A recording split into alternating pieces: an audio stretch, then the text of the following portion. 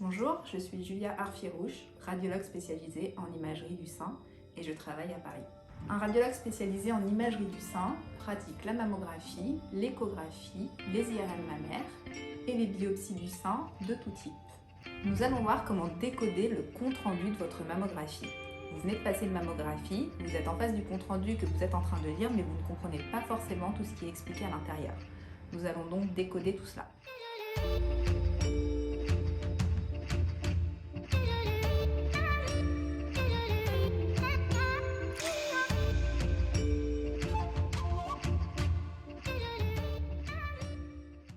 Le compte-rendu de votre mammographie débute par l'indication. Dans l'indication, le radiologue peut préciser votre âge, si vous avez des antécédents personnels ou familiaux de cancer du sein, le type de contraception que vous prenez ou alors si vous êtes ménopausé, si vous prenez un traitement hormonal ou pas. Ensuite, le radiologue a besoin des anciens clichés pour interpréter votre mammographie. C'est pour ça que c'est très important, si vous avez des mammographies précédentes, de toujours les rapporter car elles seront également analysées le jour de votre nouvelle mammographie. C'est ce qui permet de voir au radiologue s'il y a quelque chose d'apparu ou pas par rapport à vos anciens clichés. Ensuite, la partie résultat. Dans cette partie, en général, le radiologue commence par parler de la densité de vos seins. En effet, en fonction des femmes, la densité mammaire est différente. La densité des seins, qu'est-ce que c'est? C'est la proportion qu'il y a dans vos seins entre la glande mammaire et la graisse.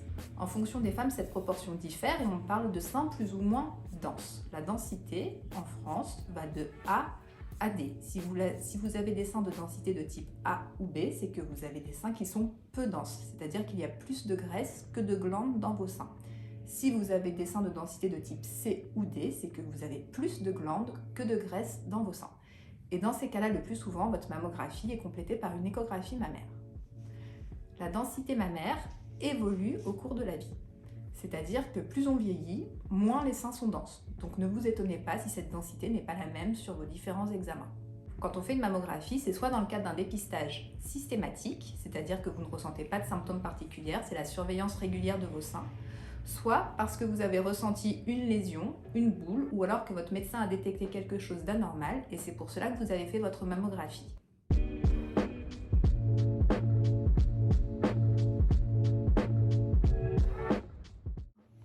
La classification ACR1 signifie qu'il n'y a absolument rien d'anormal dans votre sein. Votre sein est complètement normal, donc nous allons poursuivre une surveillance habituelle.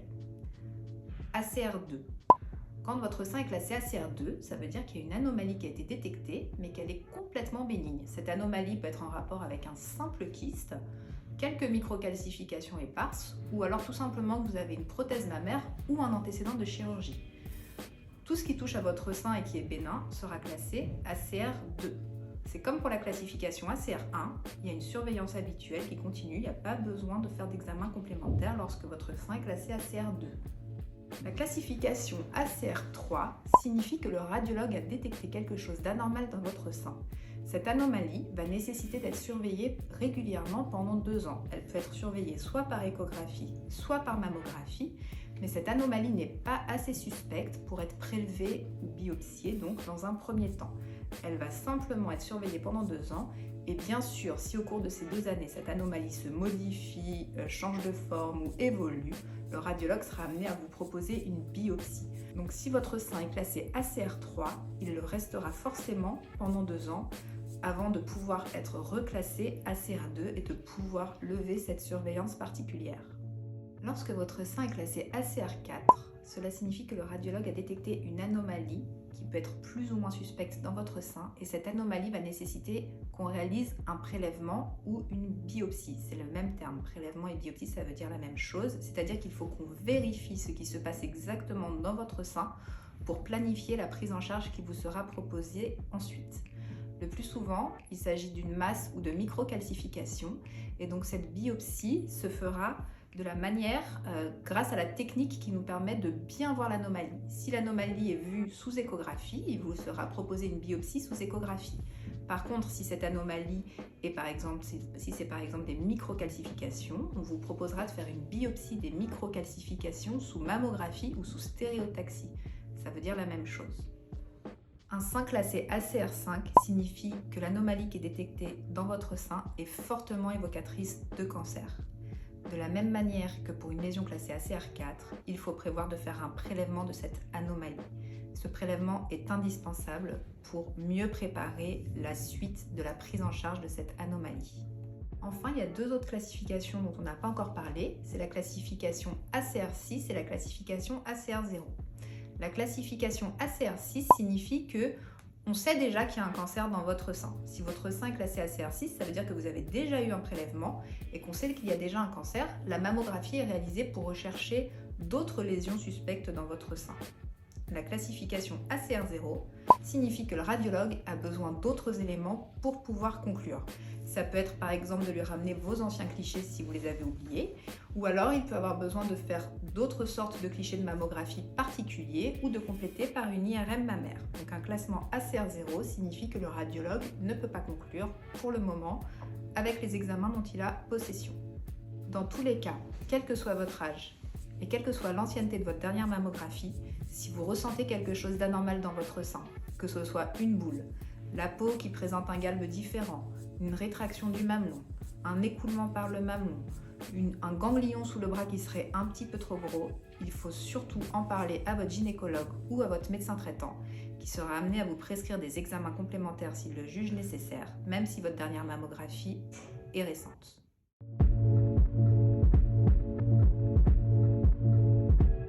Votre radiologue a détecté une anomalie dans votre sein qui va nécessiter d'être biopsiée. Nous allons voir comment ça se passe. Tout d'abord, une biopsie, qu'est-ce que c'est? C'est un prélèvement de la zone qui est suspecte dans votre sein.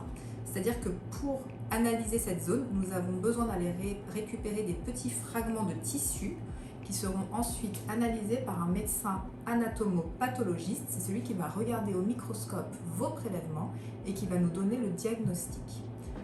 Pour faire ces prélèvements, il y a deux techniques, soit les microbiopsies sous échographie, donc c'est guidé par un appareil d'échographie, soit des macrobiopsies sous stéréotaxie. Il s'agit de prélèvements qui sont guidés par un appareil de mammographie. Et nous allons voir ces deux techniques.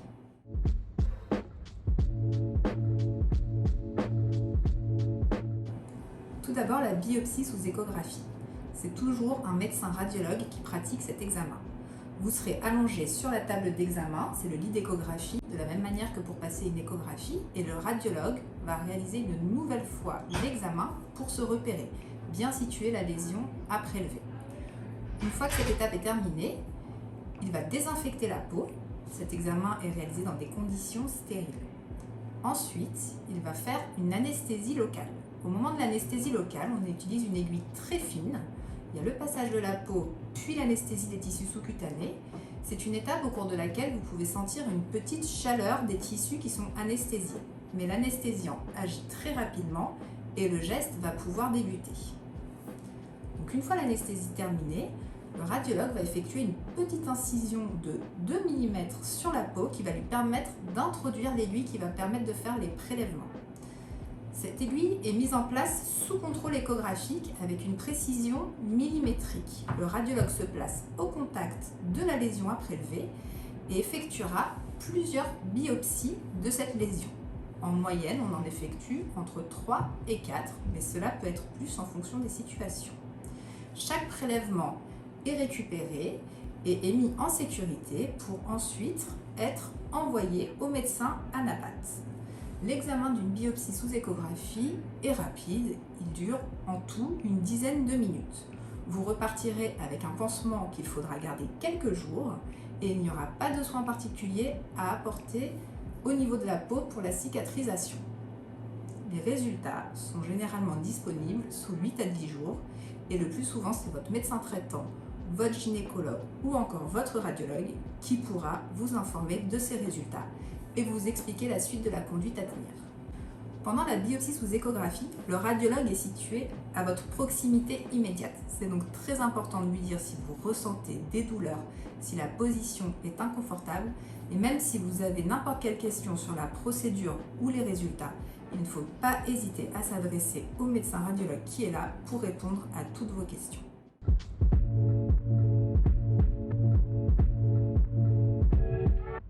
La macrobiopsie sous stéréotaxie, il s'agit d'un système de prélèvement qui permettent de prélever des microcalcifications ou une distorsion architecturale grâce à un appareil de mammographie. En effet, cette anomalie n'est pas visible sous échographie, donc le seul moyen d'avancer et de réaliser cette biopsie, c'est d'utiliser la technique qui permet de voir l'anomalie, et donc dans ce cas, il s'agit de la mammographie. Donc voici le système de macrobiopsie. Vous êtes soit allongé juste ici à proximité de l'appareil, soit assise, et le sein est positionné juste ici dans l'appareil de mammographie où il sera comprimé. Le radiologue va faire des clichés grâce à l'appareil de mammographie pour se repérer, et grâce à un robot avec une précision millimétrique, on va pouvoir se cibler au niveau de l'anomalie à prélever. Une fois que le ciblage est réalisé, on est sûr que c'est la bonne zone que nous allons prélever, on va pouvoir commencer l'anesthésie locale. Donc c'est de la même manière que pour une microbiopsie sous échographie, le produit peut chauffer un petit peu, mais il agit rapidement. Une fois que l'anesthésie a agi, le radiologue va effectuer une petite incision cutanée qui peut faire 3 à 4 mm et il va introduire l'aiguille qui va permettre de faire les prélèvements. Cette aiguille est introduite grâce à ce robot jusqu'au centre de la lésion à prélever. L'aiguille est mise en place une seule fois, c'est-à-dire que lorsqu'elle est en place, il n'y va pas y avoir des allers-retours où on vient et on ressort l'aiguille. Une fois l'aiguille en place, c'est le système qui tourne sur lui-même et qui permet de faire les prélèvements sous contrôle mammographique. Une fois cette étape terminée et après avoir vérifié que les prélèvements correspondent bien à la zone que nous voulons analyser, le système va être extrait de votre sein. Le radiologue va effectuer une compression manuelle sur la zone qui a été prélevée pour limiter tout risque de saignement et il va pouvoir ensuite débuter son pansement que vous devrez garder plusieurs jours. Ce pansement ne nécessitera pas non plus de soins particuliers, il y aura des stéristrips ou de la colle biologique qui s'en iront tout seuls au bout de quelques jours. Il est fréquent après une biopsie, qu'elle soit réalisée sous échographie ou sous mammographie, d'avoir des ecchymoses au point de ponction, c'est-à-dire que la zone du sein qui a été prélevée peut devenir bleutée, parfois même un petit hématome à l'intérieur. Les hématomes plus importants et les infections sont très rares. Cependant, vous avez toujours un contact auquel vous pouvez téléphoner. Si vous avez le moindre doute, la moindre inquiétude dans les suites du prélèvement, il ne faut pas hésiter à joindre le cabinet de radiologie. Les prélèvements seront ensuite envoyés au médecin anapathe qui les analysera et c'est votre médecin traitant, votre gynécologue ou encore peut-être votre radiologue qui vous expliquera ces résultats sous 10 jours. En cas d'anomalie dans votre sein, on réalise toujours une biopsie plutôt qu'une prise en charge chirurgicale immédiate parce qu'une biopsie permet de savoir exactement en quoi consiste l'anomalie qui est détectée dans votre sein. S'il s'agit d'un cancer, l'intervention chirurgicale ne sera pas la même que s'il s'agit d'une lésion atypique ou d'une lésion bénigne. C'est pourquoi, avant toute prise en charge chirurgicale, une biopsie est indispensable pour mieux planifier le traitement et la suite de la prise en charge.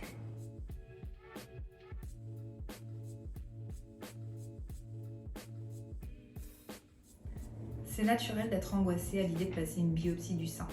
Tout d'abord parce que c'est un examen que vous ne connaissez pas, vous appréhendez, c'est complètement normal. Ensuite, parce que cet examen est réalisé parce qu'une anomalie a été détectée dans votre sein et qu'on ne sait pas encore de quoi il s'agit exactement. L'appréhension est normale, mais vous verrez, c'est un examen qui se passe très bien, c'est assez rapide et ce n'est pas douloureux. La mammographie est un examen qui sauve des vies. C'est très important de l'effectuer régulièrement. Parfois, c'est un examen qui peut faire un peu peur, on ne sait pas quel sera le résultat, mais le plus important, c'est que si jamais il y a une anomalie dans votre sein, plus cette anomalie est détectée tôt, donc plus elle est petite, et meilleures sont vos chances de survie en cas de lésion maligne.